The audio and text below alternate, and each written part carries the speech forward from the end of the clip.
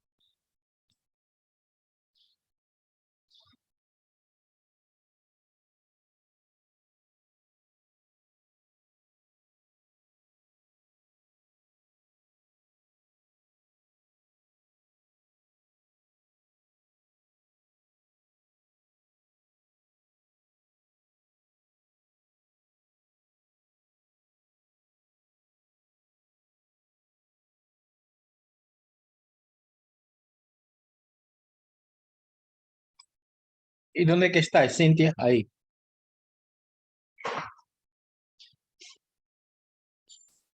Cintia, Hola, ¿dónde, profe, ¿cómo está? dónde que estás ahí, ya? En la universidad, en Por una, eso, ¿ah? en una sección, en una de las secciones. Ya. ¿Y por qué llegaste hoy? ¿Qué tenías clase? No, porque lo que pasa es que en mi casa el internet es malo, uno, y dos, mucho ruido, entonces por eso mejor siempre me vengo a la universidad a conectarme Ya. acá. ¿Dónde vives tú? Ah, cerca, aquí, quizás Sabana Grande. Ya. Estoy como a 5 minutos de aquí. Bueno, vamos a esperar a que se conecten las demás personas. ¿Oyeron, muchachos? Estoy aceptando a la gente de a poco. Sí.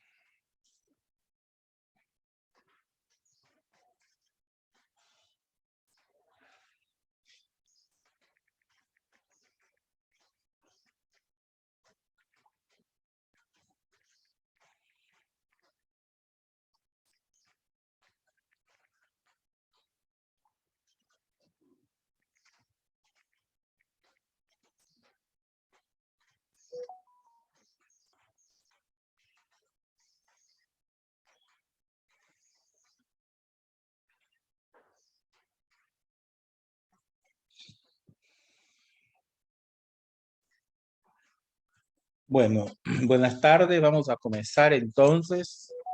El día de hoy tenemos pues una nueva temática.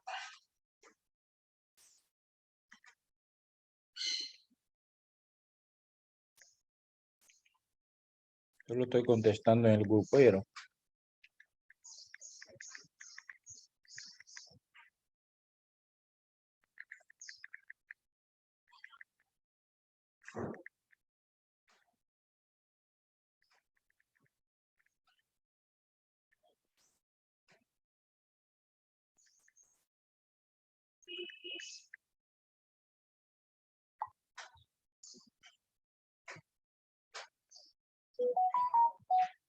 ok. Entonces, vamos a comenzar pues con los que estén, el que no esté ese es su problema. Entonces, el día de hoy vamos a... ¿Ah? Ponen es que ella cree que con el link va a entrar y no, ella tiene que entrar a la aplicación de Zoom, poner el ID y luego la contraseña. Y ella Pues no mandarle lo, un ella no mensaje al lo, grupo, mandarles un mensaje al grupo, explicarles esto, pues. Pero ya a esa altura voy a deberían, mandar. a esa altura deberían saber, pues.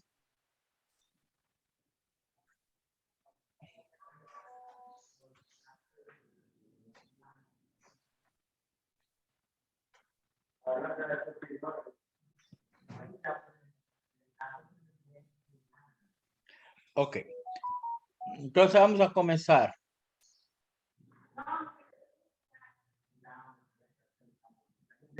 Bueno, el que no entre ese es su problema, pues. Hoy vamos a ver, recuerden que la clase pasada miramos el diseño metodológico, ¿verdad? Hoy vamos a ver, están viendo ahí, se mira la presentación. Sí, profe, la validez externa. Correcto. Vamos a ver el día de hoy cómo validar un trabajo de tal modo, un trabajo investigativo, de tal modo que lo que usted plantea tenga validez. Hay varias formas de validar, ¿verdad? Está la validación externa y la interna. La externa obviamente se refiere a los factores ajenos al trabajo y la interna factores propios del trabajo. Ok. Entonces, ¿qué cosa es la validación externa? A ver ahí quién me ayuda con la lectura. Darling Moreno, por favor. La validez externa es la posibilidad de generalizar los resultados de un experimento a situaciones no experimentales, así como a otras personas y poblaciones. Ok, muchas gracias. Hay un favor, mira, tenemos una botella de agua mejor. Bueno, ok, entonces tenemos que es la posibilidad de generar resultados de tu experimento en otro entorno. Dice otras palabras, eso es que su experimento usted pueda comprobar en un entorno diferente, ¿verdad? Entonces, ¿qué es necesario hacer para validar un trabajo? ¿Cuáles son esas fuentes? Fíjense ahí, en primer lugar, para que un trabajo sea válido, tenemos que ver el efecto que va a tener sobre las diferentes pruebas que usted hace.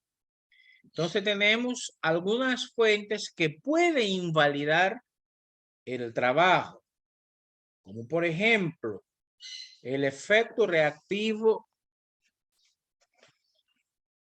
de Stokastic, el efecto reactivo de interacción de las pruebas, el efecto de interacción entre los errores,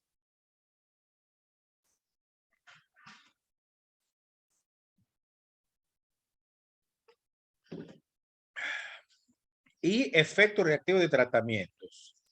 Muy bien, esa gente que se acaba de conectar poniendo las cámaras, ¿verdad? Entonces, miremos acá. ¿Quién me ayuda con la lectura?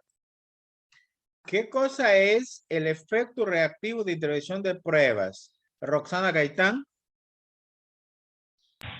Bueno, el efecto reactivo o de intervención de la prueba dice que cuando una preprueba aumenta o disminuye la sensibilidad o la calidad de la reacción de los participantes, y tenemos el otro, los resultados no pueden generalizarse a quienes forman parte de esa población. ¿Quién me puede poner ejemplo en esto? ¿Quién me puede poner el ejemplo en esto? ¿Mm?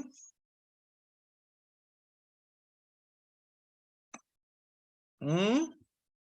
¿No pueden poner un ejemplo? Bueno, pues le voy a tener que poner el ejemplo yo. A ver, muchachos, cuando usted hace un trabajo, ¿verdad?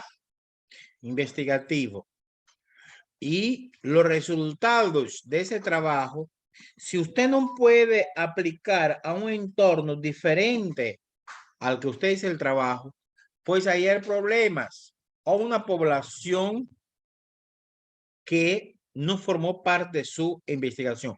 Por ejemplo, hay los psicólogos que van a hablar de las emociones, otro que habla de las emociones, otro que habla de la cuestión del género.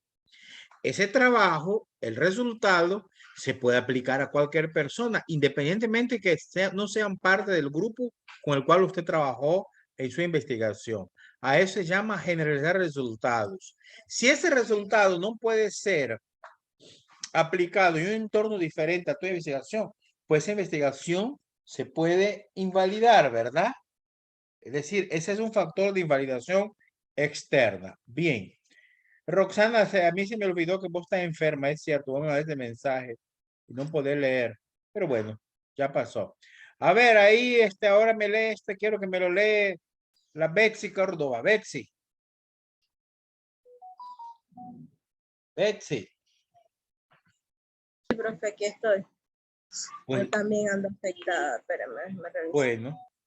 Hola, Mireya Zamora, ¿cuánto tiempo de saber de su persona? ¿Ah? Tenés 3 clases perdidas. Así es. He estado fatal, he estado mal. Así He mandado notificar a la dirección, a la coordinación de la carrera también. Así me han dicho. Bueno, eso que nos lea la Gretchen, pues. Gretchen, Canales, ¿tú estás en la universidad? Ahorita no, profe. Efectos de interacción entre los errores de selección y el tratamiento experimental. Ajá. Dice que en la selección de personas con una o varias características que hagan que el tratamiento experimental produzca un efecto que no se daría si las personas no tuvieran esas características específicas. ¿Qué me puede ejemplificar ahí algo para entender? Siempre los ejemplos son buenos para aterrizar.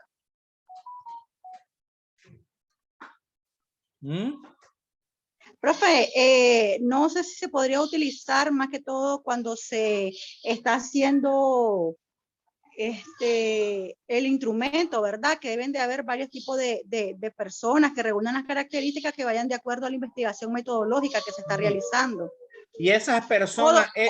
O argumentarlo o documentarlo con diferentes tipos de trabajo que hablen sobre el tema en específico que uno está dando a conocer en su investigación. Y esas características, ¿cómo le llamamos? ¿Cómo le llamamos el trabajo? Recuerde. Cuando hacemos la selección de la muestra, ¿cuáles son las características? Son los elementos de inclusión o elementos. Ya apaga tu micrófono. Ese perrito ahí quiere participar también, parece. Sí, profe, ya lo desactivo. Bueno, gracias. Entonces ahí son los elementos de inclusión, ¿verdad? Y después también los factores de exclusión. Bien por la Gretchen. Es decir, que normalmente cuando estamos en un grupo para trabajar, las características que tienen esas personas, ¿verdad? Puede ser que cuando usted las selecciona, tenga un grupo con características específicas y cuando usted aplica una encuesta o alguna evaluación, ese resultado no lo puede aplicar a personas que tienen unas características distintas. Por ejemplo, una encuesta que vas a aplicar a un grupo de personas letradas, pues el contenido y las preguntas no van a ser igual para una persona sin mucha preparación o para una persona analfabeta, ¿verdad? Tiene que ver ahí todas esas características. Y el tercero y último, los efectos reactivos de tratamientos experimentales. Ahí nos ayuda con la lectura. ¿Quién? Vamos a ver ahí quién estaba aquí. Maciel Pacheco, que no pone la cámara, quién sabe por qué. John Sosa, esas cámaras. Maciel Pacheco, lee ahí.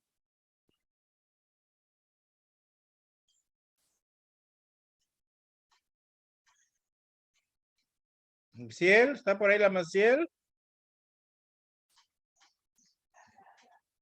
Maciel, ¿está por ahí?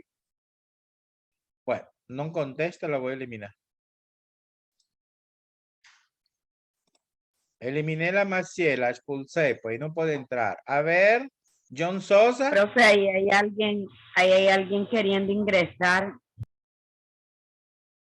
¿A dónde quiere ingresar? ¿Cómo usted No sabe? se está mandando al grupo.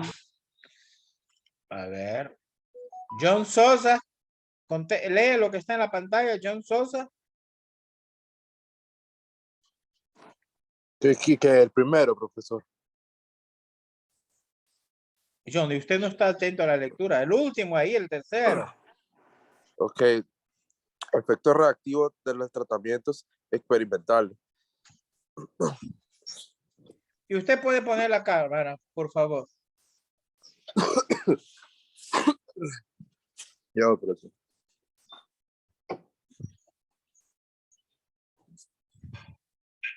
Ya. Vaya, pues.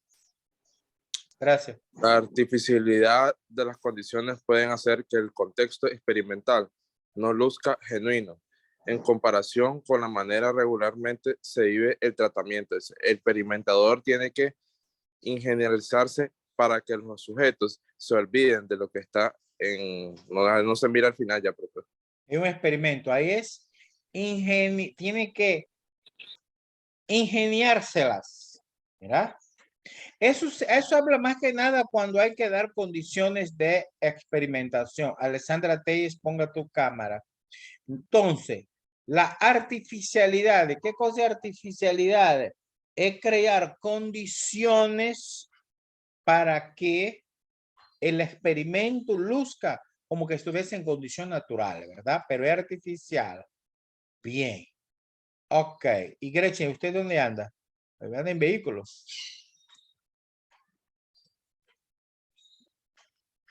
Ok.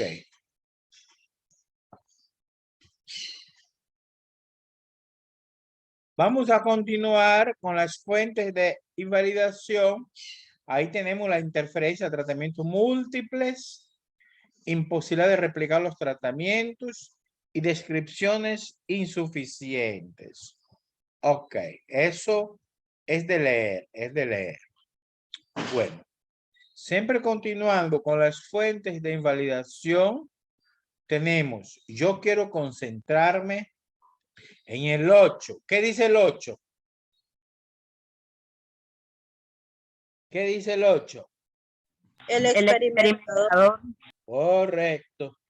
Me hacen un favor ahí, el grupo, hay gente que quiere entrar, me los dicen que yo no lo estoy aceptando porque ya es tarde. La última que acepté fue la Alessandra Telles a las 1:16, son las 1:18, demasiado.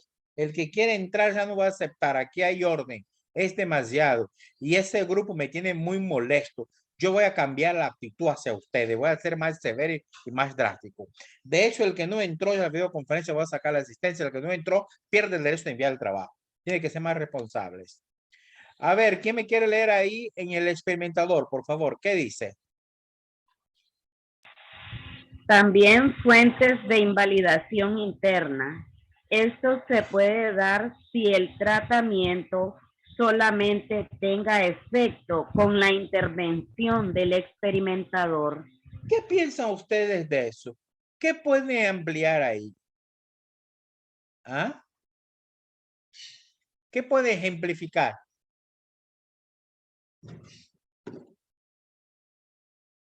¿Ah? ¿Quién quiere ejemplificar? ¿Quién es el experimentador? ¿Mm? El trabajo de ustedes, ¿quién va a ser el experimentador? Nosotros. Correcto, ustedes. su experiencia cuenta mucho, habla mucho de ustedes, la experiencia en la investigación que usted va a hacer. Por eso siempre se recomienda que la investigación que se va a hacer tenga mucha relación con la experiencia suya en el tema. Dicho en otras palabras, que usted sea muy ducho en ese tema, ¿verdad? Para que pueda tener éxito. Bien.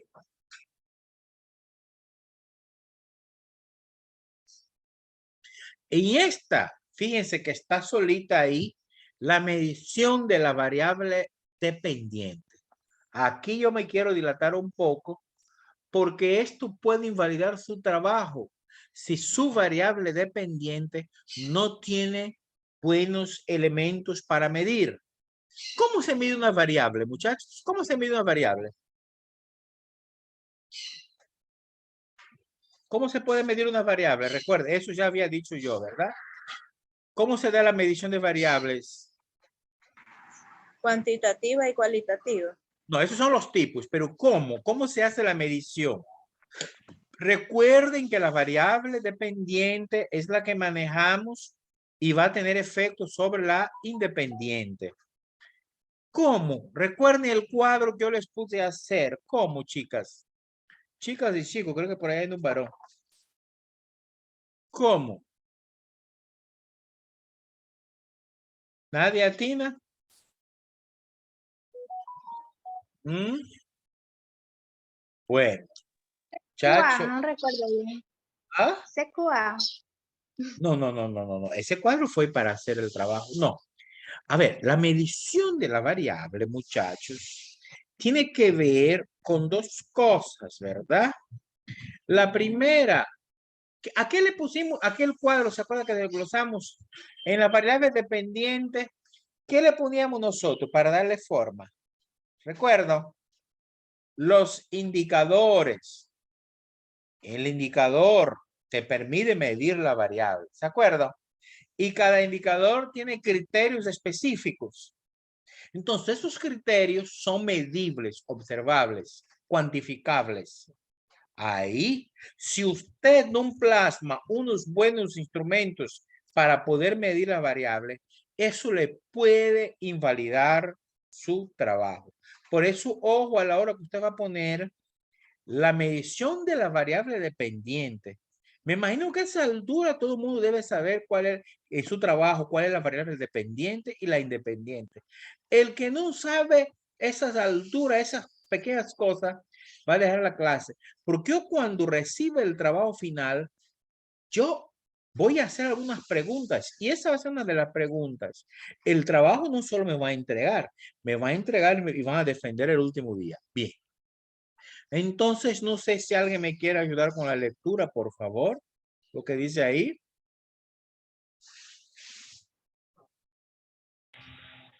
Desde el principio, profe. Solo el primer párrafo. Vamos párrafo por párrafo. El primero. Ok. Si un experimento utiliza un instrumento específico para recolectar datos, otros estudios deberán ser evaluados con el mismo instrumento, un equivalente para poder comparar cómodamente los resultados. Estamos viendo, muchachos, lo que dice ahí. Estamos analizando, ejemplificando, aterrizando. Entonces, cuando yo tengo un instrumento para recolectar datos, ¿verdad? Ese instrumento puede servir también para evaluar un equivalente o para poder comparar cómodamente los resultados de otro trabajo. Eso le da sostenibilidad a tu variable. Ese es el primer párrafo. El segundo párrafo, ¿qué dice? ¿Otro ahí que quiera leer?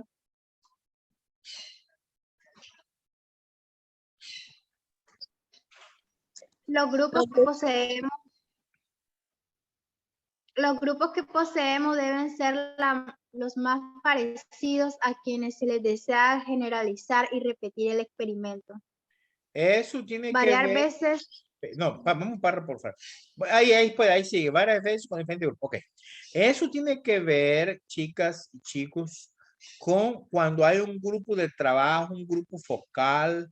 Normalmente esos grupos deben de, si bien son grupos homogéneos, pero deben tener características lo más parecidas posible. Claro que no vas a encontrar 100%, pero por lo menos que puedas generalizar los resultados y la experimentación. ¿Estamos viendo el asunto? Es decir, yo voy a hacer un grupo de trabajo.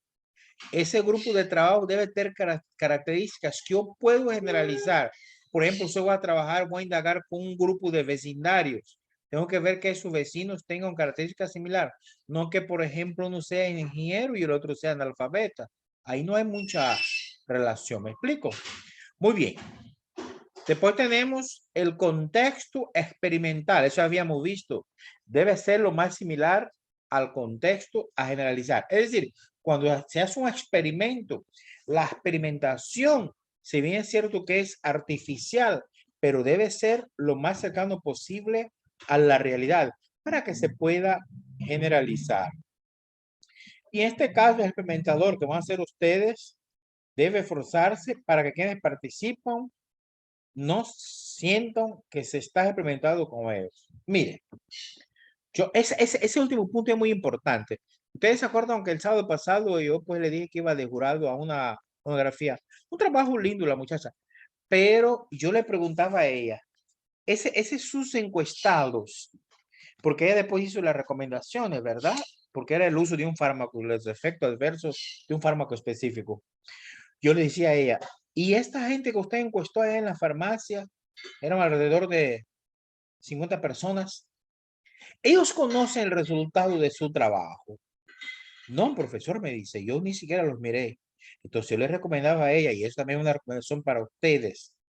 Es importante que cuando usted haga una investigación, los resultados, tiene que presentar a las personas al cual participaron de su trabajo, para que se sientan partícipes, que no se sientan como, ¿cómo es que le llaman los animalitos de laboratorio para experimentar? Que no se sientan como cobayas, que solo le sacaste la información y ya estuvo, sino que ellos sean partícipes y que no se sientan como objetos nada más, sino solo se quiere sacar la información después de acabar. ¿Y cómo una de las formas de exterminar ese pensamiento en la gente? Pues dándole a conocer los resultados.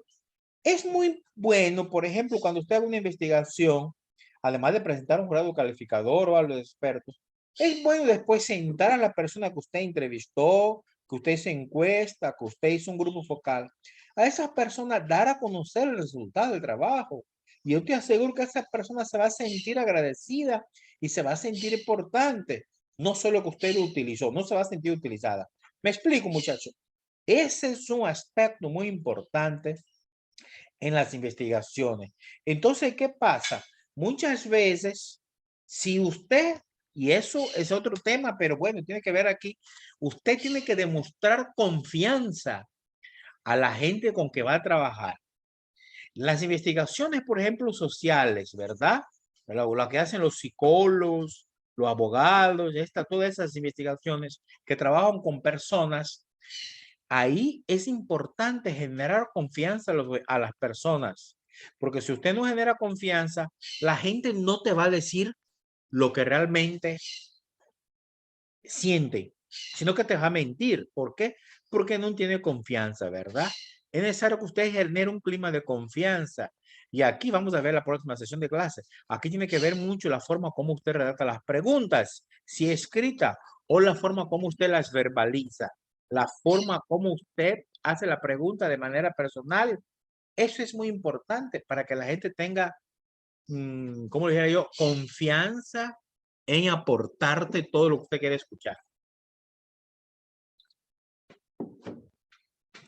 Ok, muy bien.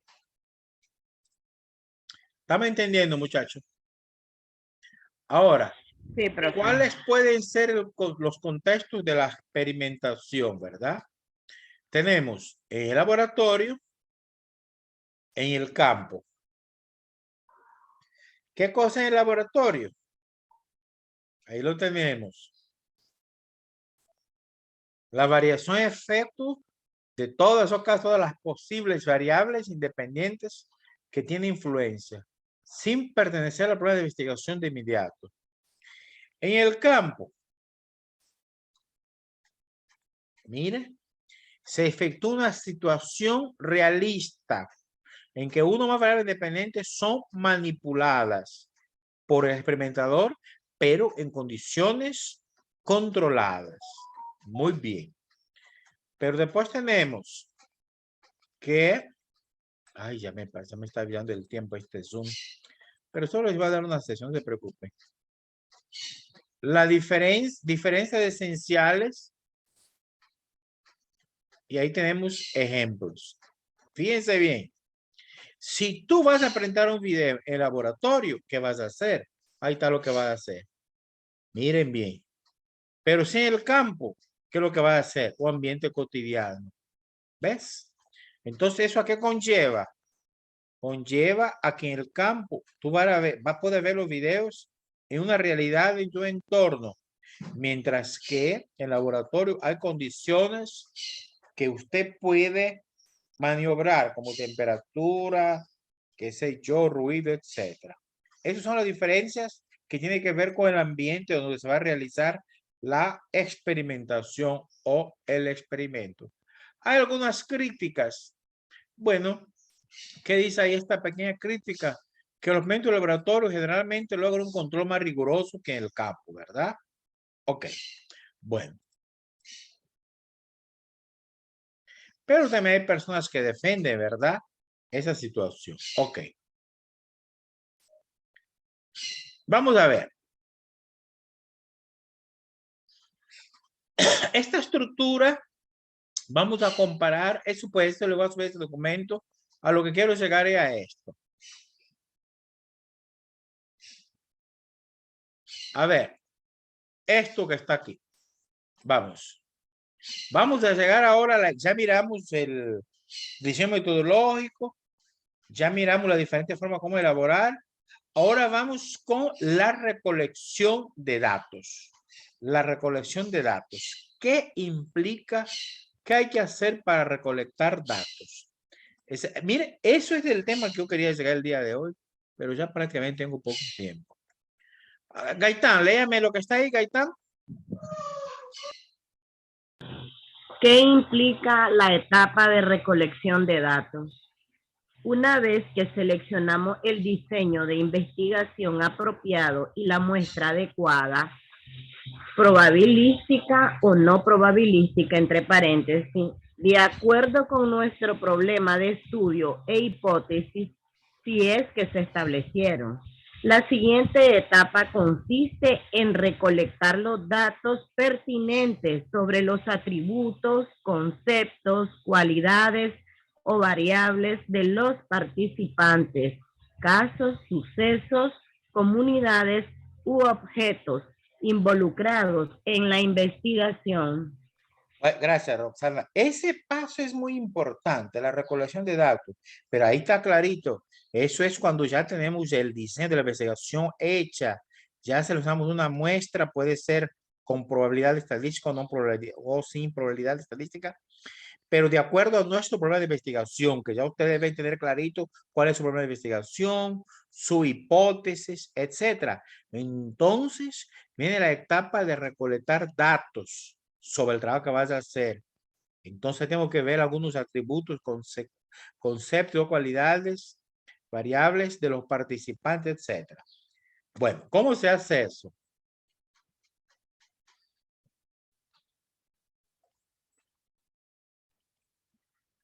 ¿Qué cosa es un dato? Tenemos ahí. Dato, dice ahí, es una elaboración realizada para investigar por cualquier otro sujeto presente en el campo de estudio, en la que se recoge la información acerca de la realidad interna o externa. Correcto. Es decir, con un propósito indagativo. ¿Qué cosa es indagativo? Preguntar, interrogar. Los instrumentos para la recolección de datos es el mecanismo que usa el investigador para recolectar y registrar la información. formularios, pruebas, test, escala de opinión, lista de chequeo, etc. ¿Cuál es la técnica que se aplica?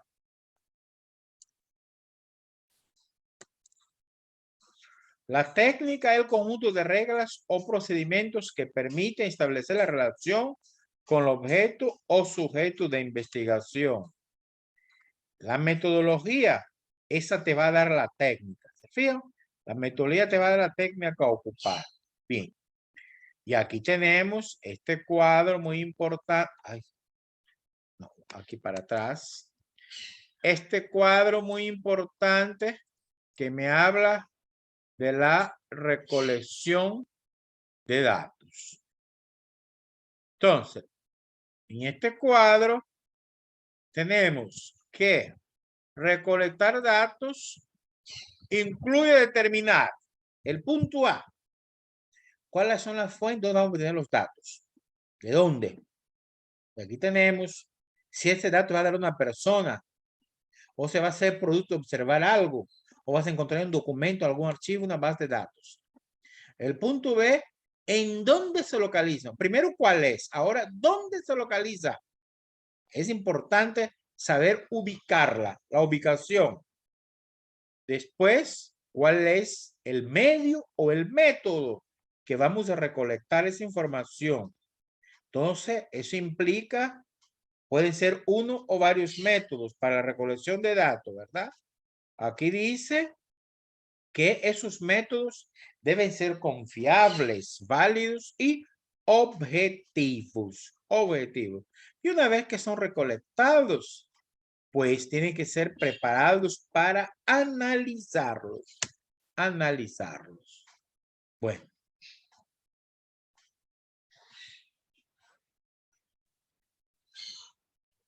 Ok. Entonces aquí tenemos. Lo ideal es que el método se transforma en un quehacer natural. Y para la elección del método y técnica debemos tener claro qué es lo que se busca y ser creativo con el diseño y de cómo lo buscamos. Muy importante la creatividad, tener claras las fuentes de información. Y esas fuentes se dividen en primarias, donde se recolecta la información directa con el sujeto de estudio a través de un cuestionario, de entrevista o observación. Pueden ser secundarias, que es la información que obtienes en un documento, en un historial clínico, en una ficha académica, en un censo. Es decir, no vas a hablar con personas, sino que vas a encontrar un documento, ¿verdad? Un documento. Bueno, vamos a quedar hasta aquí porque ya tengo poco tiempo, 2 minutos. Y vamos a continuar la próxima sesión de clase, el método de recolecta. Ok. ¿Quién es? Ya la Gretchen ya está a pie, la Gretchen estaba en carro. Ok. Alexandra pasó toda la clase sin cámara. Yo no sé para qué diablo se conecta, me va a poner las cámaras, yo no sé. Yo he dicho hasta saciedad que esta clase es con cámara. No querés cámara, no entras. Es de sencillo. A ver, a Alexandra la voy a sacar. Está eliminada. No elimino a Cristiana Gaitán porque me pidió permiso desde temprano que tiene problemas de salud. Bueno, entonces, chicos y chicas, la próxima sesión de clase es presencial. Estén pendientes acá en la página que yo voy a subir una actividad. Esa actividad es solo para las personas que estuvieran hoy. Voy a ver la asistencia. El que no entró pierde el hecho de enviarla, tiene 0, 0, 0. Así como estoy diciendo, un gran 0. Y no voy a abrir más de los trabajos. Los trabajos. Qué crueldad, profesor, la suya. Hay que ver las justificaciones. Muchas gracias, Gretchen. Yo también te quiero mucho. Yo activé la entrega de los trabajos del parcial 2, ¿de acuerdo? Y ya cerraron. Y hay gente que no envió. Yo hoy voy a proceder a revisar eso y voy a poner la nota del segundo parcial. Las personas como la Mireya que pasaron por una situación de salud muy delicada, después me escriben en particular así en el privado para ver cómo leemos su situación, ¿verdad? Pero aquellos que llegan un día, el otro no llegan, eso tiene 0. ¿Estamos claros? Bueno, entonces nos vemos allá el próximo sábado a esta hora. Recuerden que os toca el examen, pero en mi clase no hay examen. Lo que voy a hacer ahorita es ir a la página, revisar los trabajos que enviaron y subir esa nota. Y la próxima sesión de clase va a ser presencial. Voy a orientar en el grupo de WhatsApp qué es lo que deben llevar. Ahorita vamos a poner un trabajo. Muchas gracias por los que se sentaron. ¿Cuánto está? 1, 2, 3, 4, 5. A ver, 1, 2, 3, 4, 5, 6, 7 personas por ahí, ¿verdad? Y los demás, pues, hay 5 personas que quedaron en sala de espera. No les dejé entrar porque es una vulgaridad. La clase comienza a la 1 y se conecta a la 1:10, 1:15, 1:20. Conmigo no va eso. Buenas tardes, que tengan un feliz